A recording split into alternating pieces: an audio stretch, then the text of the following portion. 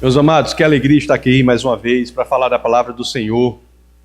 E hoje nós temos uma pausa na série sobre o Salmo 119 e vamos iniciar uma nova série, já em comemoração do Natal.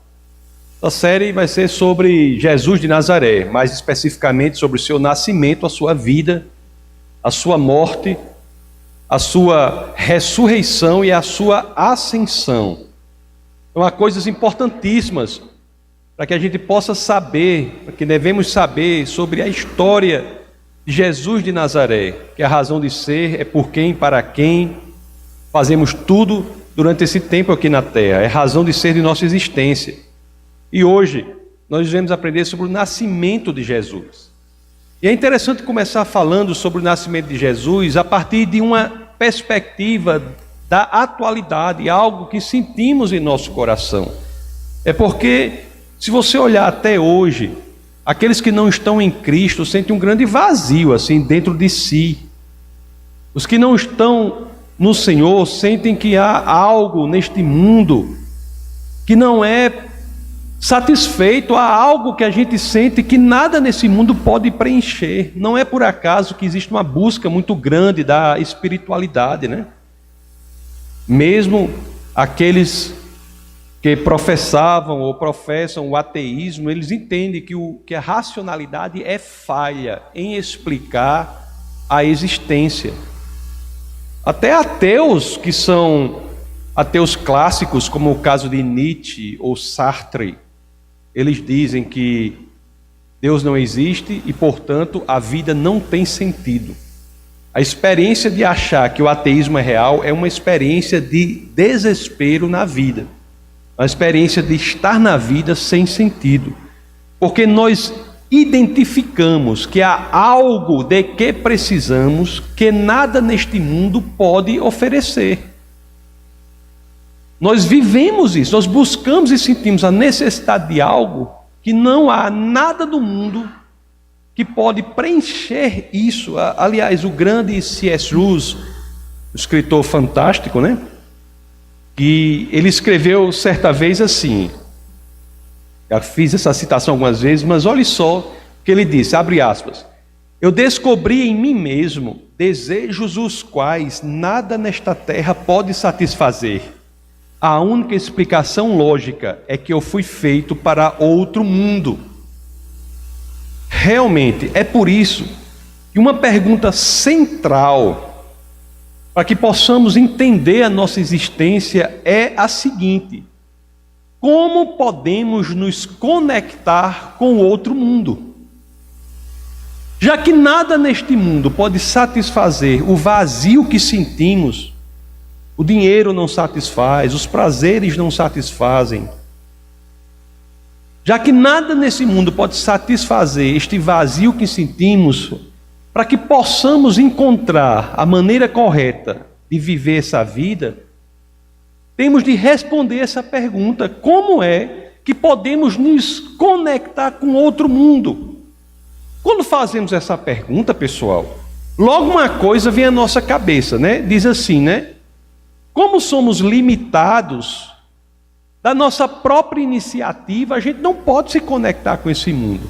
Deus tem que fazer alguma coisa para que a nossa conexão com este mundo, do qual receberemos a fonte que irá preencher esse vazio que sentimos, essa ponte entre este mundo e o outro mundo tem de ser feita por Deus, e de fato Ele fez isso. Deus toma a iniciativa da conexão desses dois mundos. Isso é uma das expressões mais belas de amor. É a conexão que Deus possibilita entre esses dois mundos. É por isso que nós vamos entender aqui, estudar o nascimento de Jesus. O nascimento de Jesus é central para que possamos nos conectar a este outro mundo. Então vamos estudar o nascimento de Jesus e entender como isso ocorre. Então vamos lá para o Evangelho de São Lucas, no capítulo 1. Vamos ler dos versos 26 ao 29. Vamos começar por aqui. Olha o que as Escrituras dizem.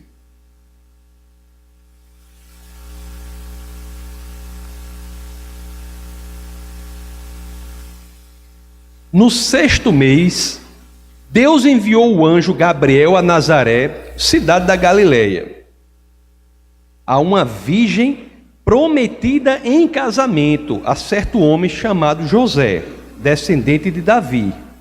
O nome da virgem era Maria. O anjo, aproximando-se dela, disse: alegre-se, agraciada, o Senhor está com você. Maria ficou perturbada com essas palavras, pensando no que poderia significar esta saudação. Meus amados, vamos nos colocar nesta situação. Esta passagem aqui que relata a informação que Maria teve é uma passagem central. Você imagina a situação de uma jovem judia daquela época que era prometida em casamento.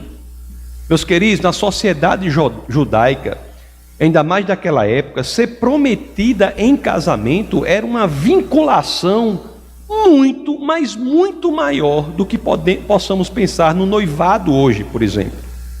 Para você quebrar uma promessa em casamento era um processo semelhante ao divórcio. Então o anjo chega a uma pessoa assim, prometida em casamento, e diz o que ele disse. Aí o anjo se refere a ela, a essa pessoa, como agraciada.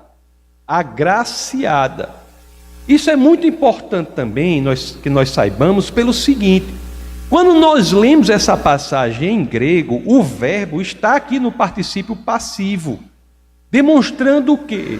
Que ela é uma pessoa que recebeu a graça de Deus. Ela, Maria, é destinatária da graça de Deus. As Escrituras dizem isso, não dizem que ela é fonte da graça. Ela é destinatária da graça de Deus, assim como somos todos nós que exercemos o nosso ministério. Todos somos agraciados pelo Senhor quando somos chamados para algo, quando temos de atender o chamado. E outra coisa importante, meus amados, que nós lemos aqui, é exatamente no verso 29, quando as Escrituras dizem aqui no verso 29, dizem que Maria ficou perturbada. Só pode, Maria está lá, uma jovem, adolescente, prometida em casamento, foi agraciada pelo Senhor, e aí vem essa notícia, ela deve dizer: eita, agora pronto, agora vem bomba, Agora vem bomba. O que será? Você imagina a situação, essa situação seria incrível até nos dias de hoje. Você imagina naquela época, na sociedade judaica. Vocês sabem que a valorização da mulher só se dá com o cristianismo. Mesmo as sociedades mais evoluídas da época, no conhecimento, como a sociedade grega, no direito, na engenharia, como a romana, na parte estética, na beleza de seus palácios, como a Babilônia, ou mesmo a sociedade detentora da moralidade, como era a sociedade judaica, nenhuma delas valorizava a mulher. Para vocês terem uma ideia, até hoje, o judaísmo ortodoxo, as mulheres raspam a cabeça e usam peruca, porque dizem que seu cabelo só pode ser mostrado ao Senhor. Então, só no cristianismo que você tem a valorização da mulher, diga-se de passagem, aquela passagem da mulher samaritana. Então, é uma sociedade muito atentatória contra a dignidade da mulher. Então, você chega para uma mulher naquela situação e diz isso: Maria, pronto, vem bomba. O que será? Aí o anjo responde. Vamos ler agora Lucas, do 30 ao 33. Mas o anjo lhe disse: não tenha medo, Maria. Você foi agraciada por Deus. Você ficará grávida e dará à luz um filho, e lhe porá o nome de Jesus. Ele será grande e será chamado Filho do Altíssimo. O Senhor Deus lhe dará o trono de seu pai Davi, e ele reinará para sempre sobre o povo de Jacó. Seu reino jamais terá fim. Espera aí, Maria pensou: meu amigo, como é? O que esse anjo está dizendo para mim? Eu vou ser mãe do Messias? Aí Maria imediatamente pensou: espera aí, eu estou ficando doida, porque não pode ser. O anjo vem, diz para mim que vou ser mãe do Messias, como é que isso é possível se eu nunca tive relações sexuais? Como eu posso ser mãe do Messias se eu nunca tive relações sexuais? Aí, mais uma vez, o interessante é o seguinte, é que quando temos dúvidas para o Senhor, pergunta ao Senhor, né? E o Senhor providencia a resposta. As dúvidas que nós temos, elas são para serem perguntadas ao Senhor, viu? E Maria, sabe, disso aqui ela pergunta mesmo, porque lá em Lucas 1, vamos ver o 34 ao 35, perguntou Maria ao anjo, como acontecerá isso se sou virgem?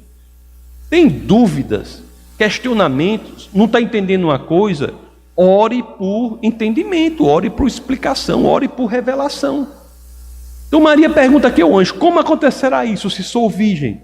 Aí o 35, o anjo respondeu, o Espírito Santo virá sobre você e o poder do Altíssimo a cobrirá com a sua sombra. Assim, aquele que há de nascer será chamado Santo, Filho de Deus. Ou seja, meus amados, estava aqui a narrativa inicial de uma gravidez única, singular, jamais vista na humanidade e que jamais iria ser vista novamente. Nunca tinha acontecido no passado e nunca viria a acontecer no futuro algo igual a isso. Nós temos aqui a narrativa, a expressão sublime da encarnação de Cristo. Isso é importantíssimo. Agora, antes de continuar, eu quero chamar a atenção uma coisa aqui que está no verso 38. Isso aqui que está no verso 38 resume o ministério de Maria. O ministério de Maria, mãe de Jesus.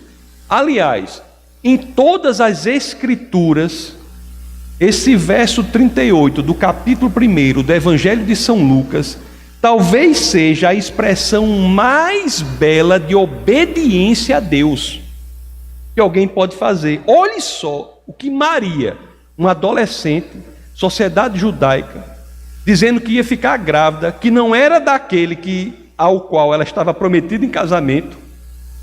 Olhe só, isso é situação fácil? É para deixar qualquer jovem apavorada. Mas olhe só a resposta aqui de Maria, com a qual devemos aprender muito. Então Lucas 1,38 diz, respondeu Maria, sou serva do Senhor, que aconteça comigo conforme a tua palavra. Então o anjo a deixou. Meu amigo, essa talvez seja, em todas as Escrituras, conforme eu disse, a expressão mais bela de obediência a Deus. Mesmo que a nossa vontade seja outra, identificada à vontade do Senhor, nós devemos dizer que aconteça comigo conforme a vontade do Senhor. E assim se foi. Nunca ninguém havia visto um nascimento assim, né? Conforme eu disse, e nem voltaria a ver. Nunca ninguém havia nascido assim, nem voltaria a nascer. Não estou dizendo que não há nascimentos miraculosos na Bíblia. Há nascimentos miraculosos na Bíblia, há nascimentos miraculosos hoje em dia. Muitos, não é?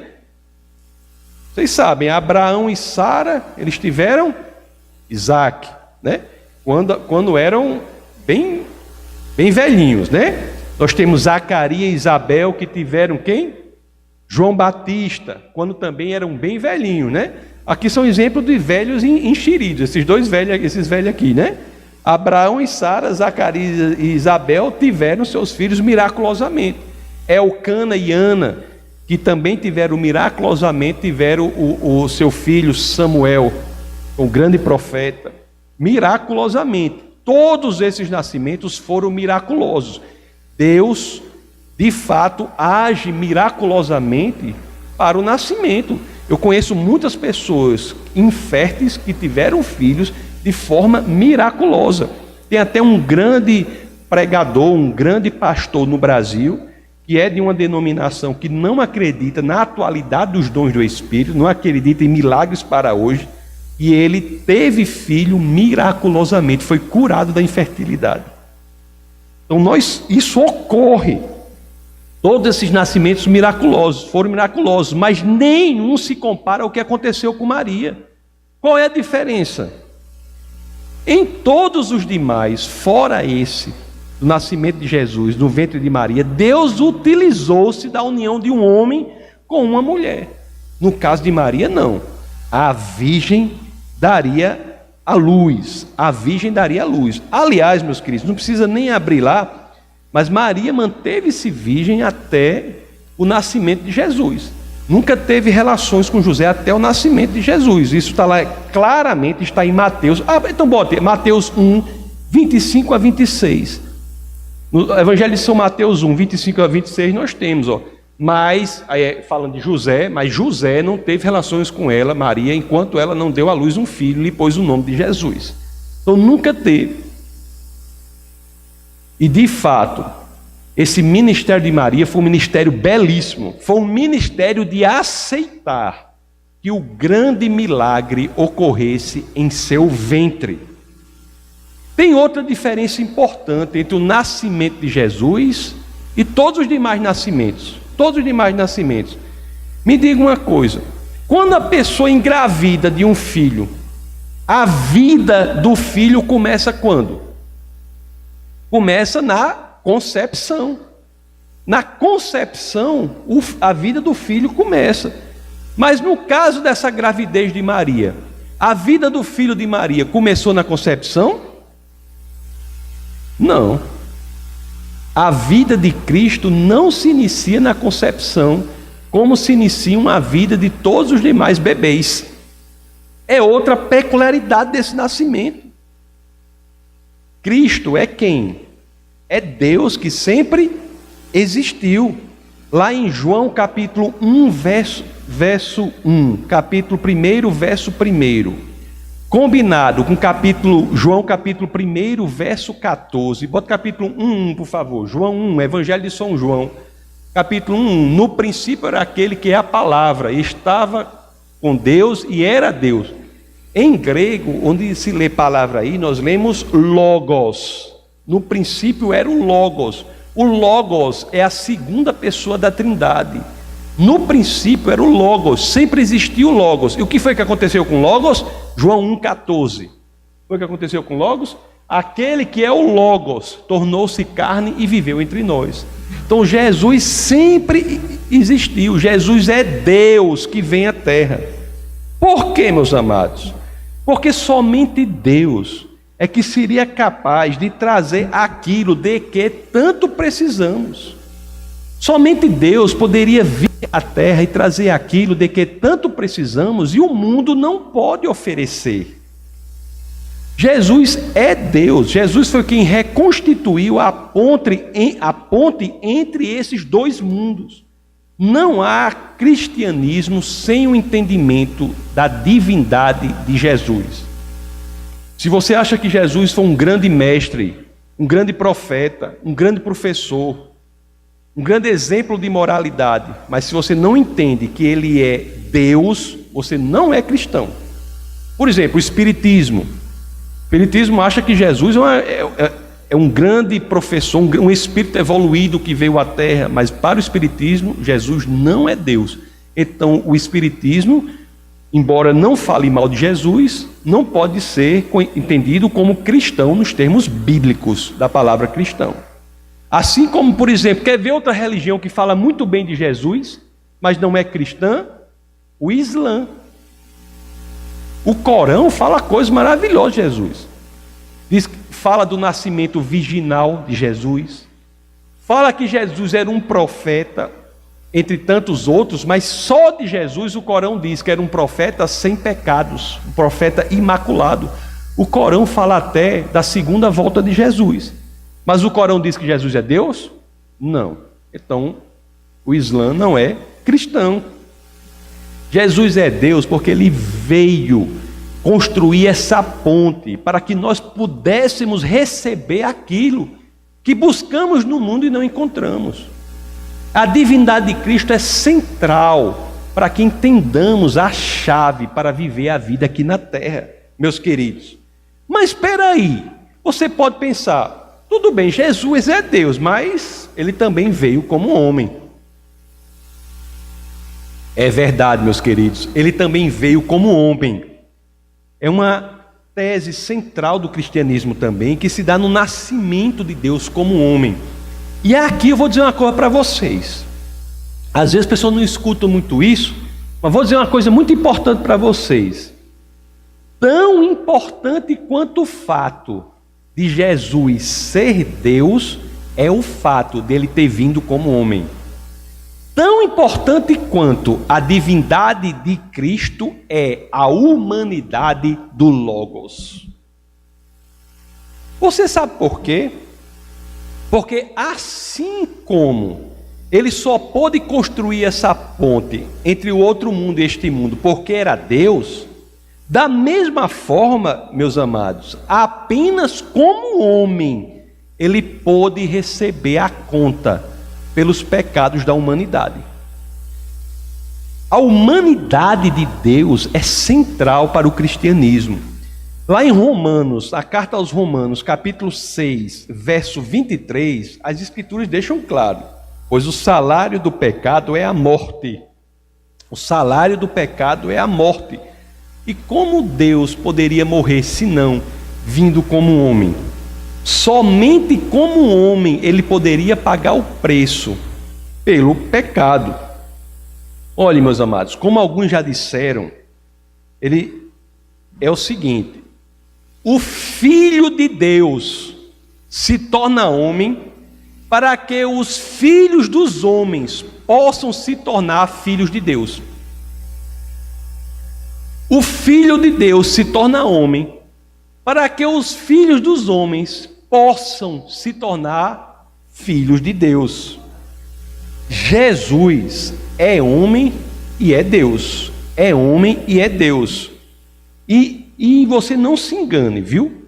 O entendimento disso, da divindade de Jesus e da humanidade de Deus, é a chave teológica que faz com que você entenda toda a teologia do Novo Testamento. Se você não entender que Jesus é Deus e não entender que Deus veio como homem, você não entende o Novo Testamento. Isso é a fonte, é o elemento que joga a luz sobre toda a teologia do Novo Testamento. Muita gente tem dificuldade de entender a teologia do Novo Testamento porque não entendeu, não saiu da perspectiva de que Jesus é Deus e também é homem. C.S. Lewis, mais uma vez, disse uma coisa assim, uma ideia interessante. Ele diz assim, me diga uma coisa, você de manhã, no seu quarto, como é que você sabe que amanheceu? Como é que você sabe? Você precisa olhar diretamente para o sol para saber que amanheceu? Não. Você precisa ver as outras coisas, né? Não é isso? Ou seja, é graças ao sol que podemos ver todas as demais coisas à luz do sol.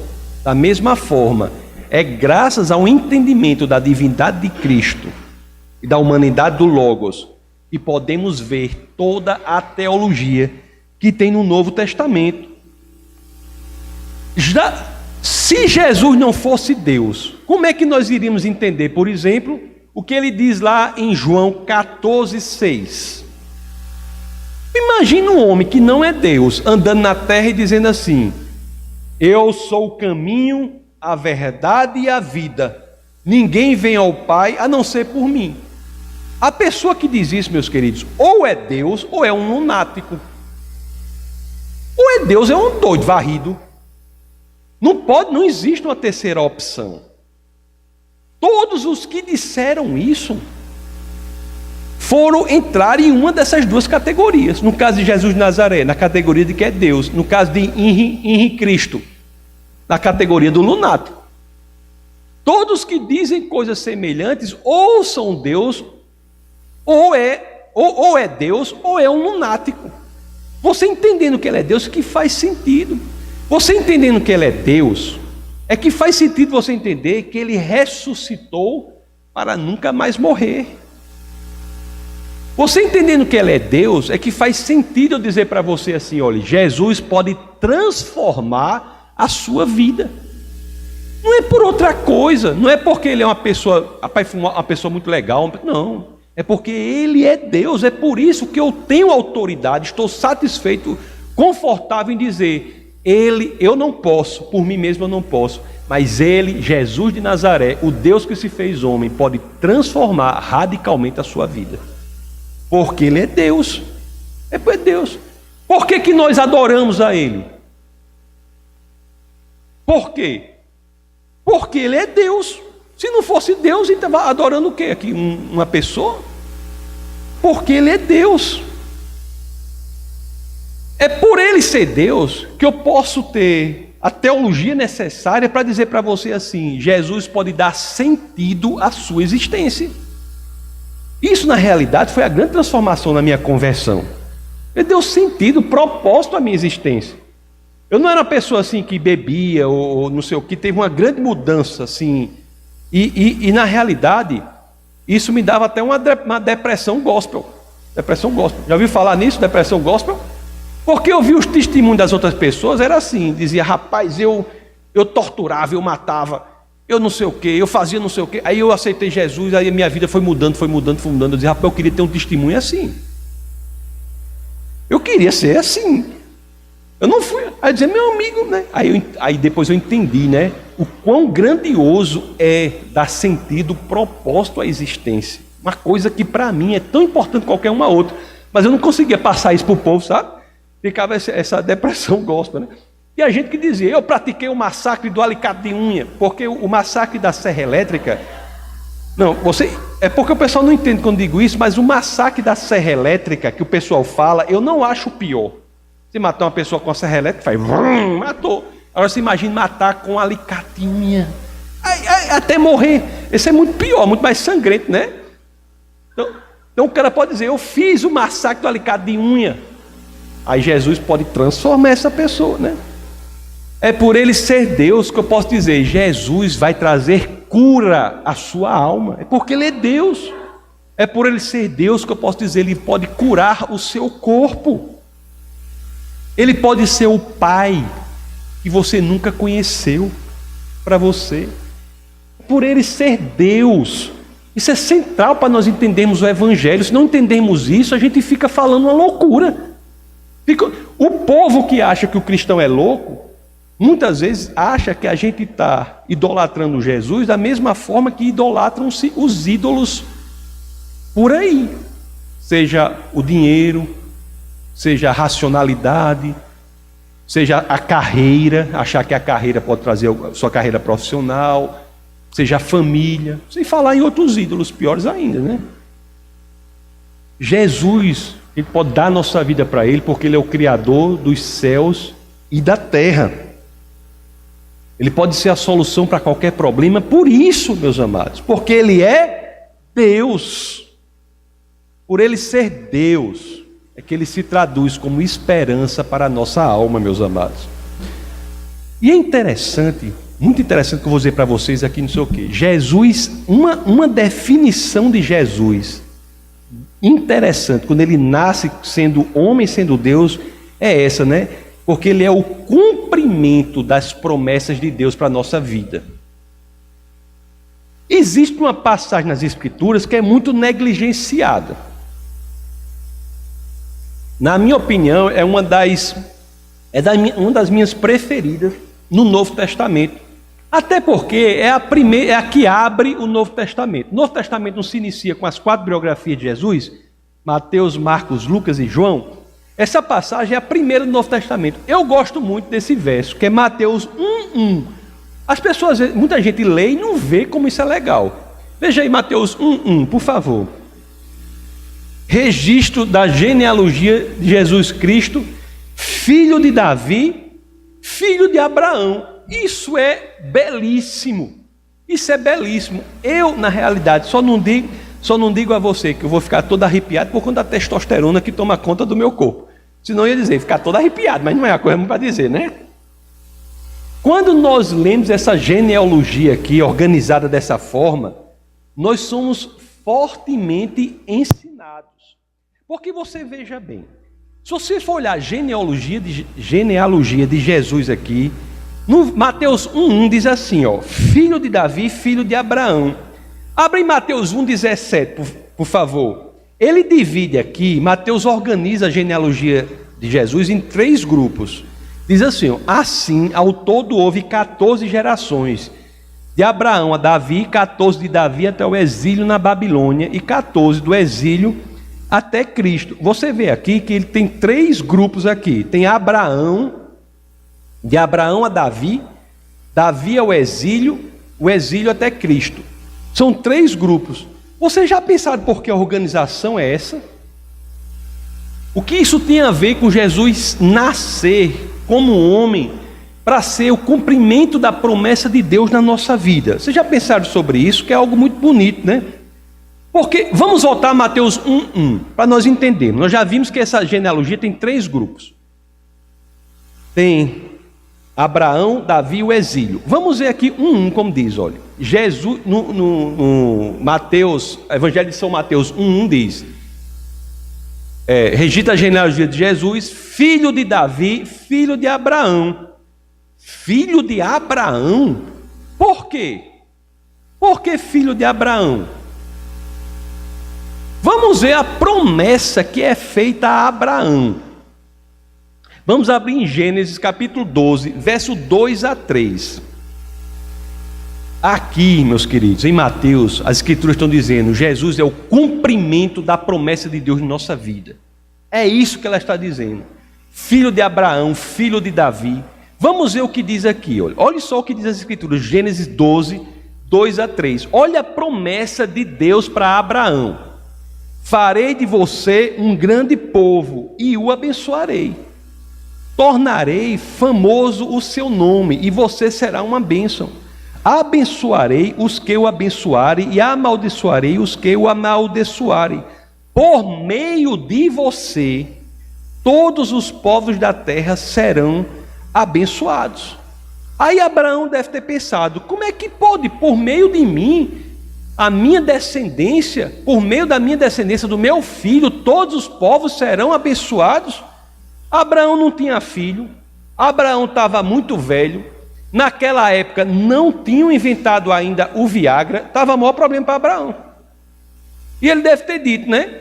Como é que pode? Aí o nascimento de Isaac foi um milagre, mas meus queridos, vamos ser bastante honestos aqui. O cumprimento dessa promessa de Deus, que por meio da descendência de Abraão, todos os povos seriam abençoados, se deu por Isaac? É por meio de Isaac que todos os povos foram abençoados? Não. Alguém acha que é? Não. Não foi em Isaac que Deus cumpriu essa promessa. Essa promessa ainda havia de ser cumprida. Deus ainda havia de cumprir essa promessa. Da mesma forma em Davi, Mateus 1:1.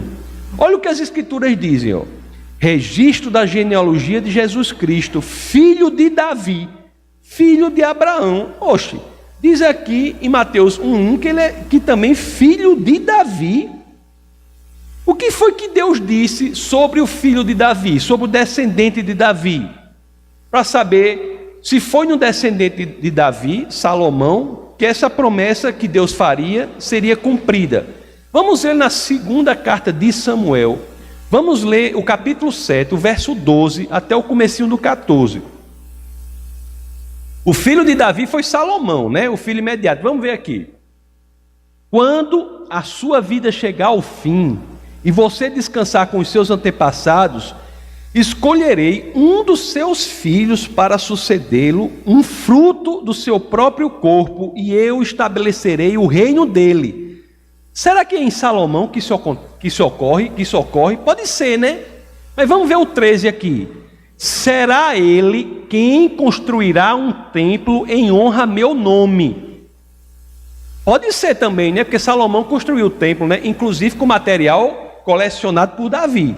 Mas vamos continuar. E eu firmarei o trono dele para sempre. Eu serei seu pai, ele será meu filho. Meus amigos, essa parte aqui exclui Salomão das possibilidades. Eu firmarei o trono dele para sempre. Essa promessa de Deus aqui não pode ter sido cumprida em Salomão. Por quê? Hein? Por quê? O templo que Salomão construiu não foi firmado para sempre. O trono no templo que Salomão construiu não foi firmado para sempre, não é? Salomão construiu o templo, vocês sabem, esse templo foi destruído por Nabucodonosor II, né, o rei da Babilônia.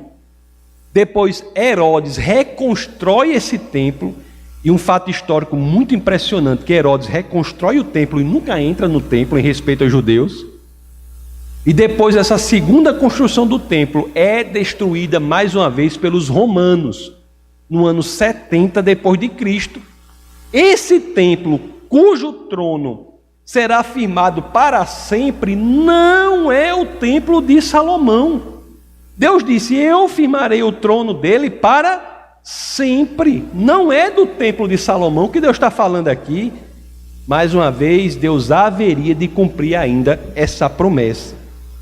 Outro ponto, meus amados, muito importante do nascimento de Jesus, em Mateus 1:1, que é destacado em Mateus 1:17, né? Que nós lemos. Coloquei, por favor, professora Bárbara, Mateus 1:17.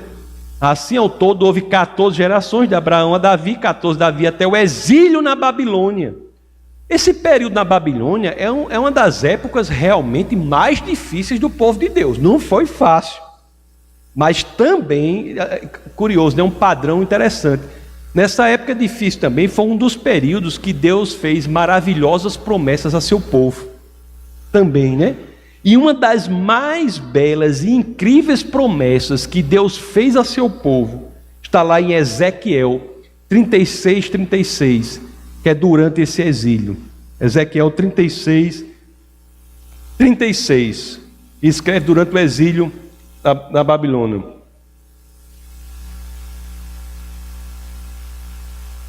Veja se é 26:26. Ezequiel, é a passagem que diz assim, 26, é a passagem que diz assim: darei a vocês um coração novo, e porei um espírito novo em vocês, tirarei de vocês o coração de pedra. É 36:26, obrigado, querida. Darei a vocês um coração novo, e porei um espírito novo em vocês, tirarei de vocês o coração de pedra, e lhes darei um coração de carne. Olhe que promessa linda essa daqui, né? Que promessa linda. A Deus nos prometeu nos dar um coração de carne. É por isso que a pastora aqui vive dizendo que você que tem o Espírito Santo, que nasceu de novo, você não é enganado por seu coração. Você não é enganado do seu coração. O coração enganoso não é aquele que é do nascido de novo, não. Aquele que nascido de novo tem um coração renovado. Na nova aliança, nós somos guiados por um coração que Deus colocou em nós. Não é verdade isso aí? E de fato, meus queridos, são essas três promessas aqui. A biografia de Jesus, meus amados, é a história do cumprimento das promessas de Deus para o seu povo. Então, quem é Jesus? Porque nós vimos que a promessa feita em Abraão não foi concretizada em Isaac, de abençoar todos os povos da terra por meio dele, foi concretizada em Jesus. A promessa feita a Davi de construir um trono que nunca seria destruído não foi concretizada em Salomão, porque o trono de Salomão foi destruído, né, a última vez no ano 70 depois de Cristo.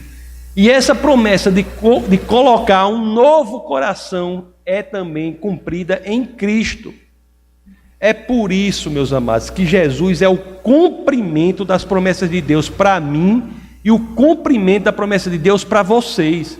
É o cumprimento da promessa de Deus para a gente. O nascimento dele é para que sejam as promessas do Senhor cumpridas.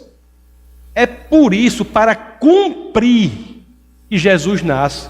Lá em Mateus 5,17, as Escrituras dizem: não pensem que vim abolir a lei ou os profetas. Não vim abolir, mas vim cumprir. Jesus não é mais um profeta. Não. Jesus não é mais um profeta, não.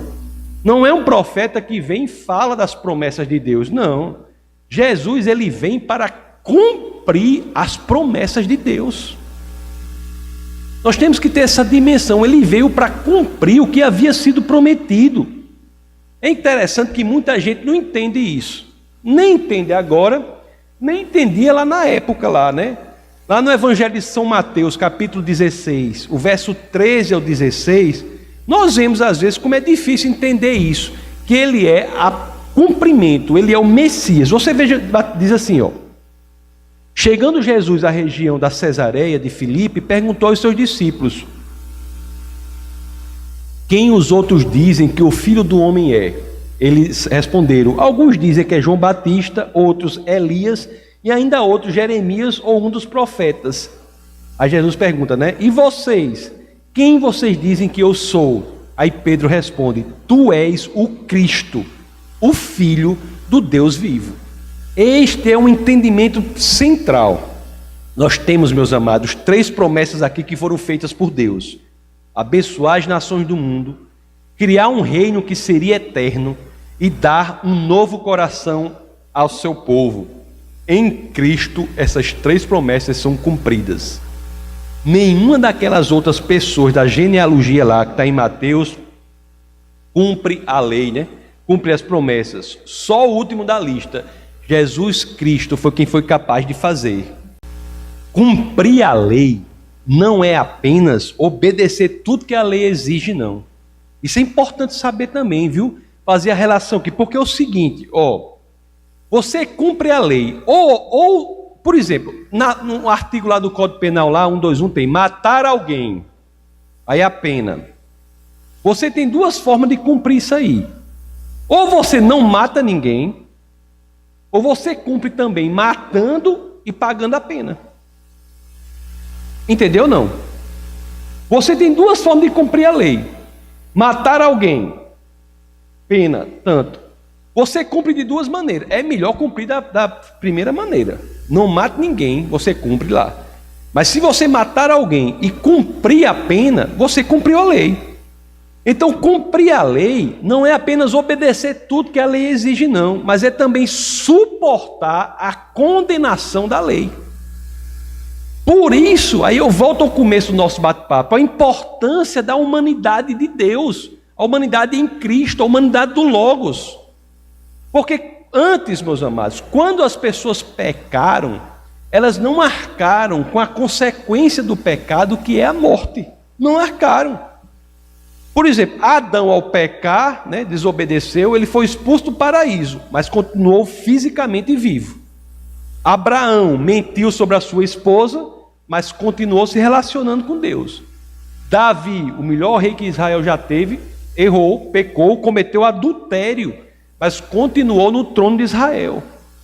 O grande profeta Isaías, porque se a pessoa tivesse 10% das visões de Isaías, já seria uma coisa, nem pisaria.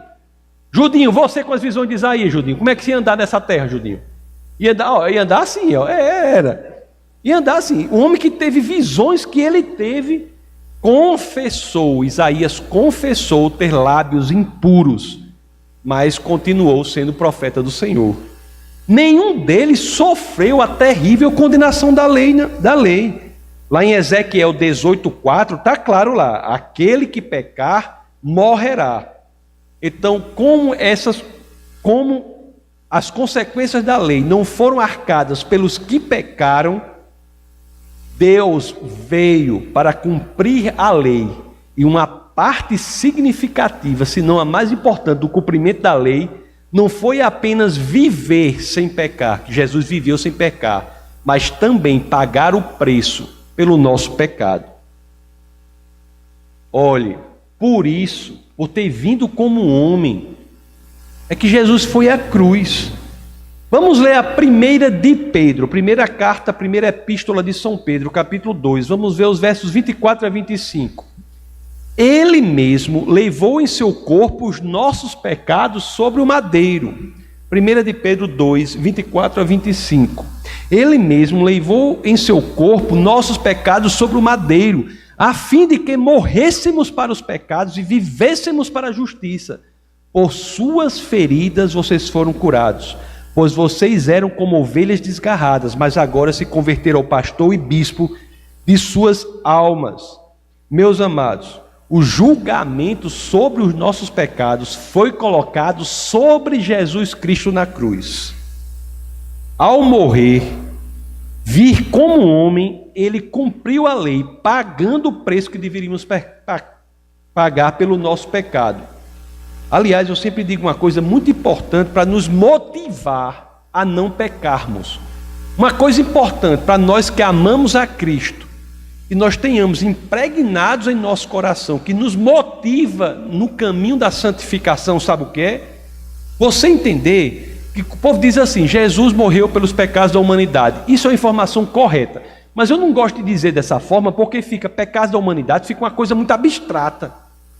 Você tem que entender, e eu, que cada pecado que nós cometemos individualmente é um sofrimento individual a mais que colocamos sobre Cristo. Cada pecado individual que eu e você possamos cometer é colocar em Cristo um sofrimento específico a mais, aumentar a carga de sofrimento dele. Então temos essa dimensão do que ele fez por nós, isso é uma expressão de amor, e de fato ele fez, cumpriu. É por isso que ele diz, está consumado, quando ele morre, lá em João 19, 28 a 30, olha o que as escrituras dizem. Mais tarde, sabendo então que tudo estava concluído, para que a escritura se cumprisse, Jesus disse, tenho sede. Estava ali uma vasilha cheia de vinagre, então embeberam uma esponja nela, colocaram a esponja na ponta de um caniço de sopo e a ergueram até os lábios de Jesus. Tendo-o provado, Jesus disse, está consumado. Com isso, curvou a cabeça e entregou o seu espírito. Tudo foi feito, olhe que expressão de amor ele tem por nós. É por isso, meus queridos, na prática é o seguinte, Jesus pagou os preços dos nossos pecados, é por isso, se nós formos inventar qualquer tipo de sacrifício, de promessa, o crente não gosta de promessa, mas gosta de voto. De voto. Qualquer tipo de promessa, de voto. Então, se Deus fez por mim, eu vou pulando uma perna só, não sei para onde, então eu vou passar 3 dias usando um sapato com 3 pedras dentro. Qualquer tipo de sacrifício que a pessoa inventar para Deus, qualquer coisa que você possa oferecer em troca de salvação ao Senhor, na realidade é uma ofensa a Deus. Porque você dizer a Ele que o sacrifício de Cristo não foi suficiente. Qualquer tipo de voto, de promessa que você faça para Deus, você dizer assim, rapaz, eu não creio que Jesus pagou o preço pelos meus pecados. Jesus pagou o preço pelos pecados. Agora, cristão não é aquele que não peca. Isso não é a definição de cristão. A definição de cristão é aquele que se sente muito mal quando peca. Essa é a definição de cristão. É aquele que quando você peca, você se sente mal, você se sente incomodado. É interessante que quando nós fizemos aqui a série sobre as bem-aventuranças, nós dissemos, né? Bem-aventurados não são os justos, lá em Mateus 5:6. Bem-aventurados, olha só as escrituras como são incríveis, porque elas sabem que podemos eventualmente errar, mas temos que nos sentir mal quando erramos, nos arrepender e consertar o caminho. Diz, ó, bem-aventurados os que têm fome e sede de justiça, pois serão satisfeitos.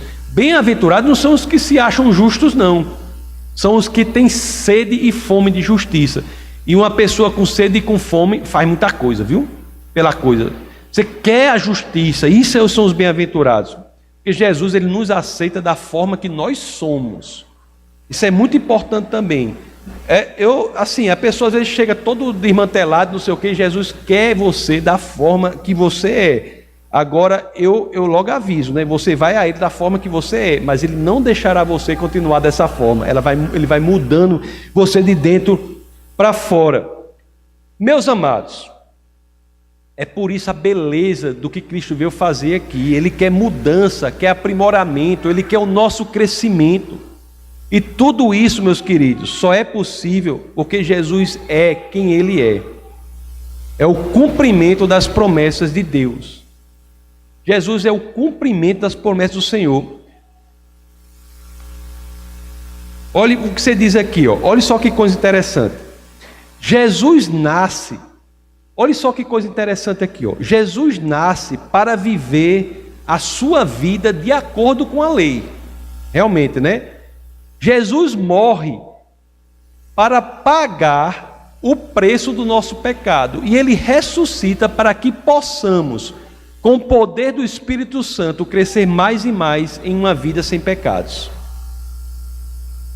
Dito de outra forma, é o seguinte: Jesus veio para demonstrar a lei para nós.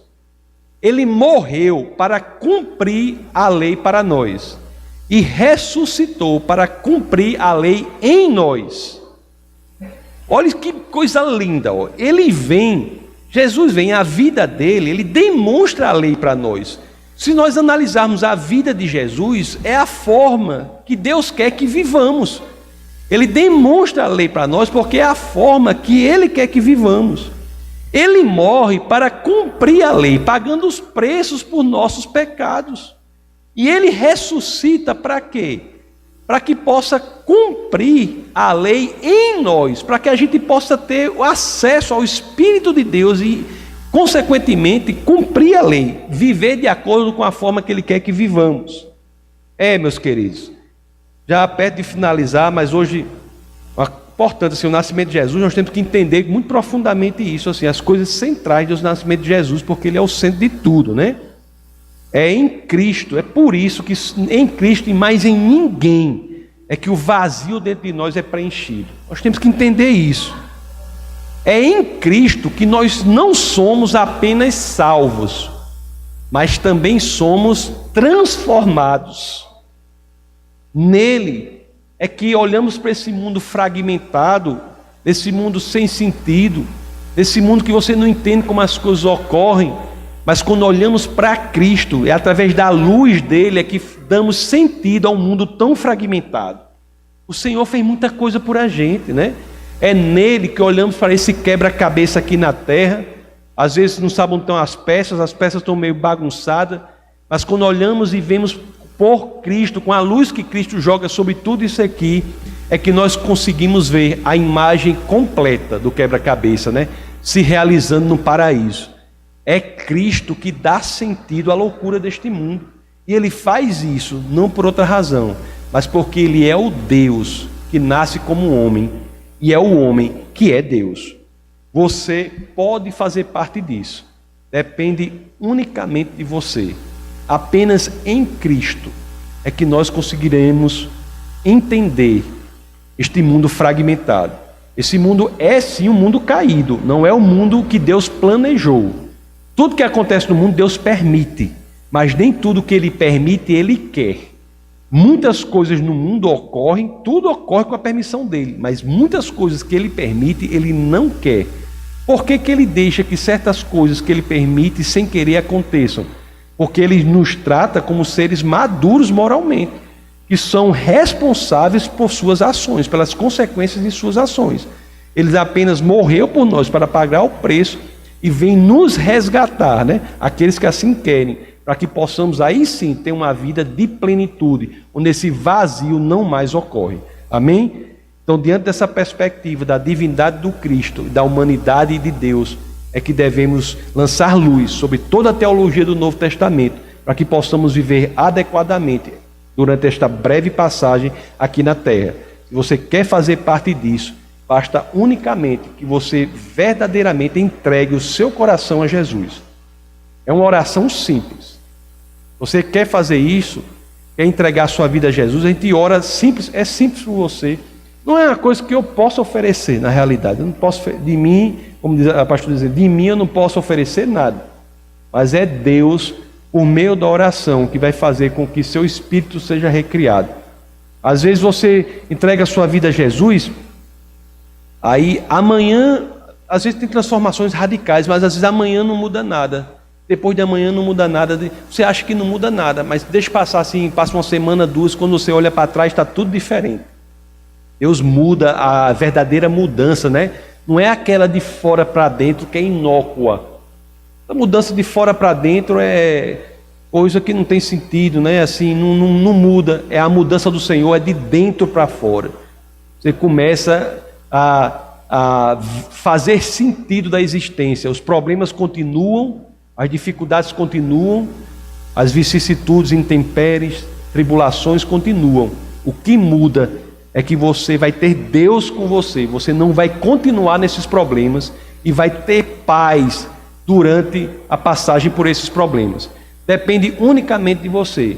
Se você não faz parte dessa família, que é a família de Deus, você vai me procurar, ou procurar a pastora Camila, ao final do culto, e nós iremos orar por você, tá bom? Uma oração rápida, uma oração, mas tem que ser proveniente do coração. Você só procure se você realmente estiver de coração querendo mudar. Agora, cuidado, se você fizer isso, a sua vida nunca mais será a mesma. Amém? Então vamos orar.